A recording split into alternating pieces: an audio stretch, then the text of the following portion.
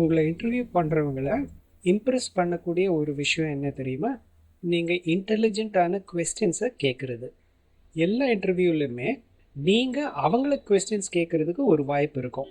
Two you have any questions for அஸ்ன்னு அவங்க உங்களை கேட்பாங்க. இதுதான் நீங்கள் அவங்கள இம்ப்ரெஸ் பண்ணுறதுக்கு ஒரு சந்தர்ப்பம். ஆனால் உங்களுக்கு இங்கிலீஷ் சரியாக பேச வரலன்னா நீங்கள் இல்லை எதுவும் கொஸ்டின்ஸ் இல்லைன்னு சொல்லிடுவீங்க. இல்லைன்னா ரொம்ப பேசிக் கொஸ்டின் கேட்டுட்டு அப்படியே கவனம் விட்டுருவீங்க. ஆனால் நீங்கள் நல்ல இன்டெலிஜென்ட்டான கொஸ்டின்ஸ் நீங்கள் கேட்டிங்கன்னா நீங்கள் அந்த ஜாபில் ரொம்ப சீரியஸாக இருக்கீங்க, இன்டர்வியூக்கு நல்ல ப்ரிப்பேர் பண்ணியிருக்கீங்கன்ட்டு அவங்களுக்கு அது காமிக்கும். ஸோ இன்டர்வியூவர்ஸை இம்ப்ரெஸ் பண்ணுற இந்த நல்ல வாய்ப்பை இழந்துடாதீங்க.